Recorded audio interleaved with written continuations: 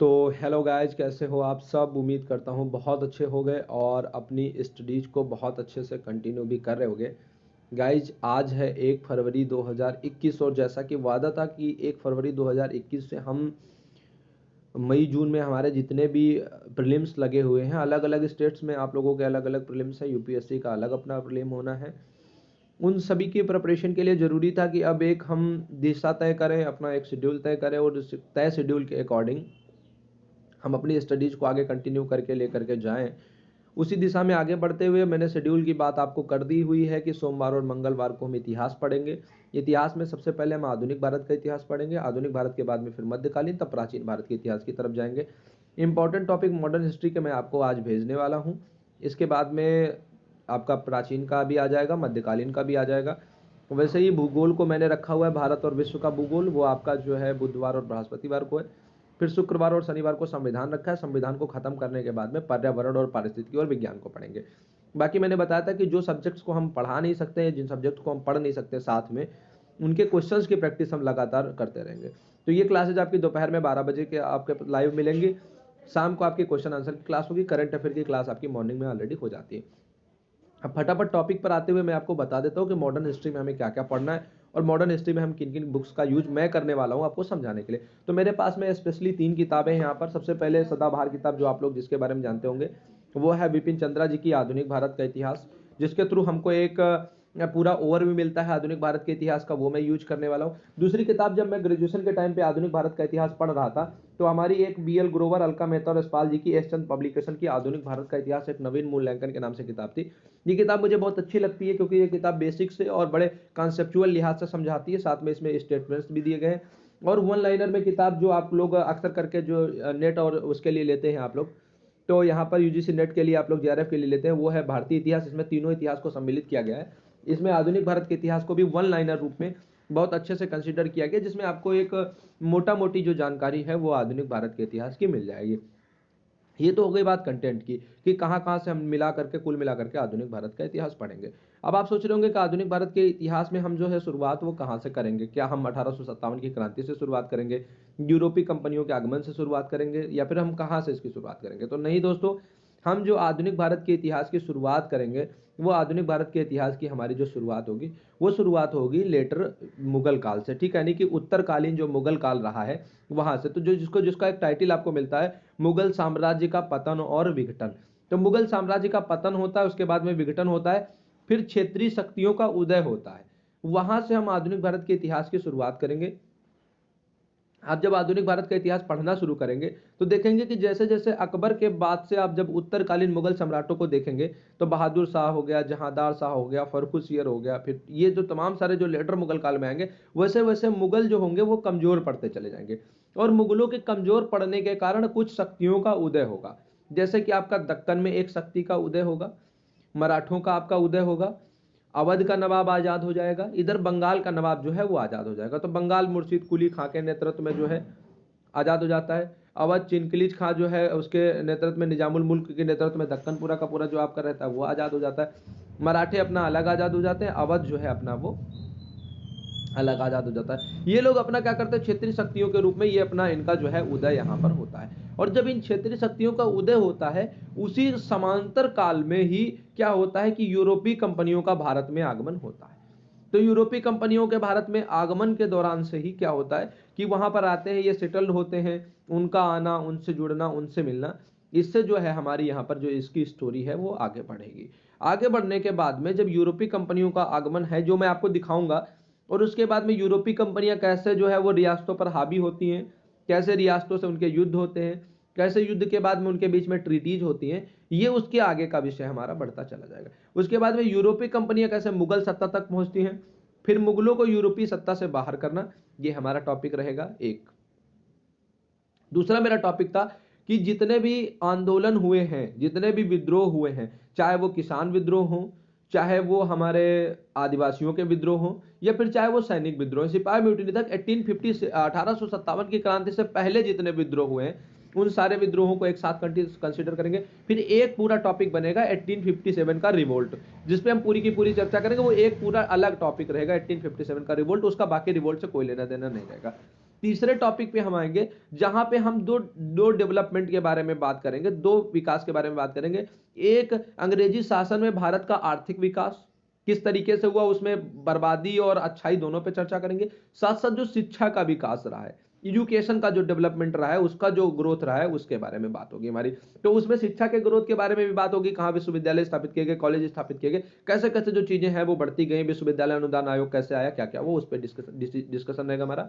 दूसरा जो हमारा रहेगा वो अर्थव्यवस्था पर रहेगा। दादा भाई नौरोजी जी ने कैसे ड्रेन ऑफ वेल्थ थ्योरी दिया, कैसा सिद्धांत आया, कितना प्रति व्यक्ति आय कब नापी गई, उससे जुड़ी हुई चीजें, ये एक टॉपिक रहेगा। एक अगला टॉपिक होगा जिसमें हम बात करेंगे भूमि सुधार व्यवस्था पर। उसमें रैयतवाड़ी व्यवस्था क्या थी, महालवाड़ी व्यवस्था क्या थी, इन पे पूरी की पूरी डिस्कशन रहेगी। वो एक अलग टॉपिक रहेगा जहां पे केवल और केवल लैंड रेवेन्यू को कैसे कलेक्ट करने के लिए किया गया, भूमि सुधारों के नाम पर क्या क्या किया गया, वो अच्छाई बुराई दोनों उसके भी पहलुओं पर डिस्कशन करते हुए वो एक अलग टॉपिक हमारा रहने वाला है। उस पर हमारी की पूरी डिस्कशन रहेगी।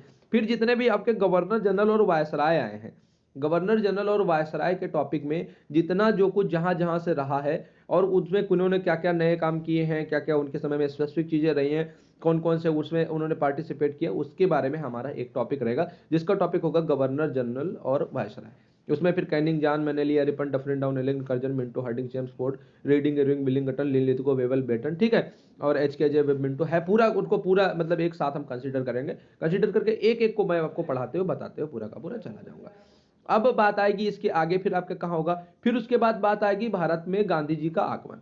गांधी युग एक अलग हमारा टॉपिक रहेगा जिसमें केवल गांधी जी के ऊपर स्पेसिफिक हमारी डिस्कशन रहेगी। लेकिन भारतीय राष्ट्रीय स्वतंत्रता आंदोलन का इतिहास जो टॉपिक आता है, जिसमें जितने भी आंदोलन रहे, असहयोग आंदोलन हुआ, नमक कानून वाला आंदोलन हुआ, भारत छोड़ो आंदोलन हुआ, ये सारे। अब इसके बाद में जितने कमीशन आए, जितने कमीशन गठित किए गए, इनाम आयोग हो गया हमारा, उसके बाद में हमारा जो कैबिनेट मिशन लास्ट में आता है, इनके बीच में जितने भी आयोग आते हैं उन आयोगों पर एक टॉपिक हमारा रहेगा, एक हमारा डिस्कशन रहेगा। माने कि जिस दिन हम जो टॉपिक पकड़ेंगे उस दिन करीब करीब जो बहुत बड़े टॉपिक है वो ए बी सी पार्ट में जाएंगे। अदरवाइज एक पार्ट में पूरा का पूरा कवर करना है, एक पार्ट में पूरा का पूरा खत्म करेंगे। अगले दिन उससे 2 से 3 दिन उनके केवल क्वेश्चन की प्रैक्टिस होगी और लौटते वक्त सॉरी, और उन्हीं पे हमारा डिस्कशन चलता रहेगा, ठीक है। तो कुल मिलाकर के अगर मैं आपको यहाँ पे कहना ये चाह रहा हूँ कि एक टॉपिक में हम 1 दिन देंगे, बड़ा है तो 2 दिन देंगे, उससे भी बड़ा है तो 3 दिन देंगे। हर दिन उसी टॉपिक से जुड़े हुए क्वेश्चन शाम को आपको प्रैक्टिस करने रहेंगे। क्वेश्चन के दौरान भी बराबर डिस्कशन होगा हमारा। ऐसा नहीं होगा कि क्वेश्चन आंसर फॉर्म में केवल और केवल क्यू एन ए चल रहा, नहीं। जो मैं पढ़ाऊंगा उसका डिस्कशन बाकायदे शाम को होगा, क्योंकि सिर्फ और सिर्फ खाना पूर्ति नहीं करना, हमें अपनी प्रिपरेशन करनी है। अब मेरी आपसे एक्सपेक्टेशन क्या है मैं आपको ये भी बता देता हूं। मेरी आपसे एक्सपेक्टेशन ये है, या अगर जिसको कहते हैं कि अगर आप इसका पूरा फायदा पाना चाहते हैं तो आप क्या करें। अगर आप इसका पूरा फायदा पाना चाहते हैं तो एक तो जब मेरे साथ मेरी क्लास में आप यहाँ पर आए, कोई क्लास क्या मतलब जब डिस्कशन में आप इस डिस्कशन में आएंगे, आज के बाद से जब टॉपिक शुरू होंगे, तो जब आप उस डिस्कशन में आए तो आप सबसे पहले तो ये डिसाइड करके बैठें कि मैं क्या बता रहा हूँ, क्या समझा रहा हूँ, उसके बारे में आप देखिए। दूसरे क्या होगा कि आपको टॉपिक अगर पता चल चुका है पहले ही कि आज किस टॉपिक पर डिस्कशन होना है, तो मेरी अपेक्षा आपसे ये होगी कि आप उसके बारे में थोड़ा बहुत कुछ पढ़ करके रखें, तब तो आपको फायदा मिलेगा। दूसरा, जब मेरे इस वीडियो को आप देख लें, वीडियो को देखने के बाद में आप भी उस टॉपिक के बारे में जाकर के पढ़ें। जैसे आज मैंने आपको पूरा ओवरव्यू समझा दिया है, तो आज किताब उठा लीजिए और आधुनिक भारत के इतिहास की एक मोटा मोटी आउटलाइनिंग आप भी अपने लिए तैयार कीजिए। कैसे आधुनिक भारत का इतिहास कैसे बढ़ता है, लेटर मुगल काल से लेकर के, ना हो सके तो कोई पॉइंट पॉइंट में हेडिंग बना लीजिए, लेकिन लेटर मुगल काल से लेकर के 1947 की आजादी तक का पूरा इतिहास जो है वो आज बना डालिए। आप भी एक छोटा सा मतलब आउट हेडिंग हेडिंग करके बना डालिए, पहले ये टॉपिक आएगा, फिर ये टॉपिक आएगा, फिर ये टॉपिक आएगा, पहले मुगलों का सत्ता का पतन होना, फिर नए राज्यों का उदय होना, फिर यूरोपीय कंपनियों का आगमन, भूमि सुधार, उसके बाद में शिक्षा से संबंधित सुधार, फिर विद्रोहों का बात, फिर 1857 का विद्रोह, फिर भारतीय राष्ट्रीय स्वतंत्रता संग्राम, फिर भारतीय राष्ट्रीय कांग्रेस की स्थापना। ऐसे करते हुए पूरे का पूरे टॉपिक बनाते चले जाइए, फिर वायसराय, फिर गवर्नर जनरल वायसराय, ठीक है, ऐसे बनाते चले जाइए।